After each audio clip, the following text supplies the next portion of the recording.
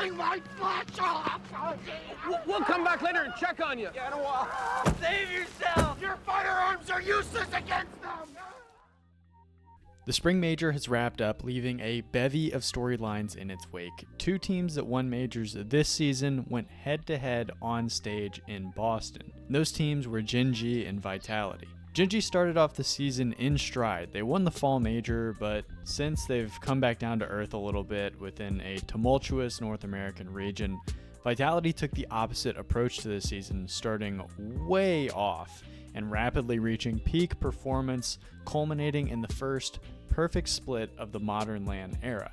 And while Vitality felt like they were clear favorites heading into this major, I still gave Gen.G a considerable chance to win this event. I mean, Jack was saying he felt on form, the team had something to prove, they just clawed past FaZe to win a tiebreaker to be here in the first place. And yeah, Gen.G started off on the wrong foot out of the gates. They lost to BDS in their opening match, but then they punched through a trifecta of competent and dangerous teams in Crew, Space Station, and Team Liquid. Alpha 54 and company started steadily. They beat Elevate out of the gates even though they dropped a game. They nearly survived a battle against Complexity before ultimately dropping into lowers by losing to the same BDS team that sent Gen.G into this side of the bracket. Now in that matchup, Radosin struggled mightily.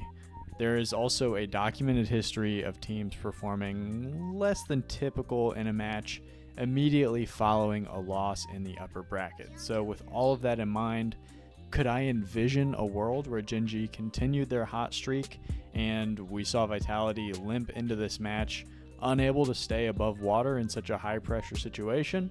Of course that was a realistic possibility, but this ended up being about as far away from the outcome as possible, with Vitality swarming all over the Tigers, outshooting Gen.G by double and scoring more than double the goals as well.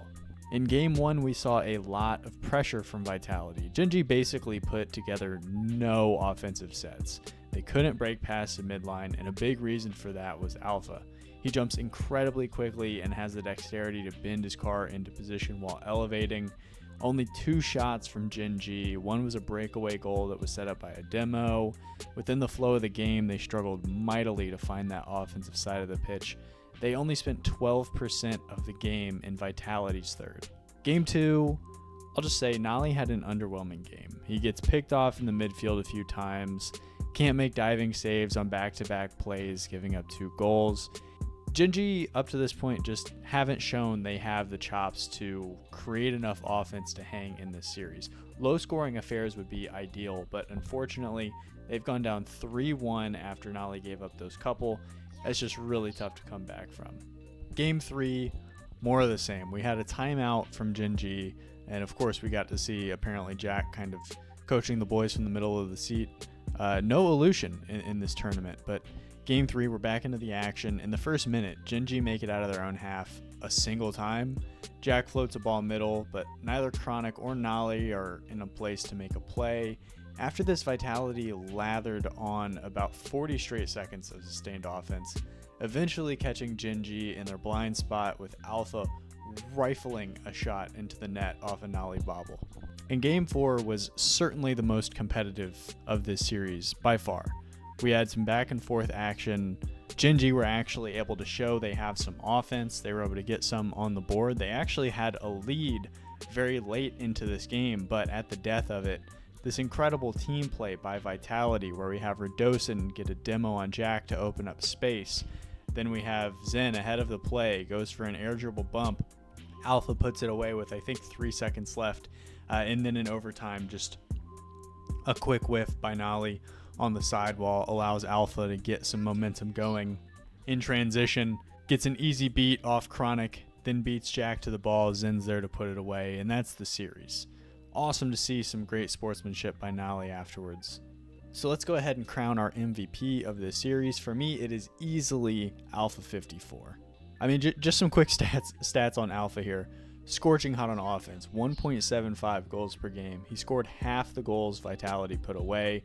86% goal participation means that of the 7 he did not score, he assisted on 5 of those. So only 2 goals in this series that Alpha didn't have an impact on.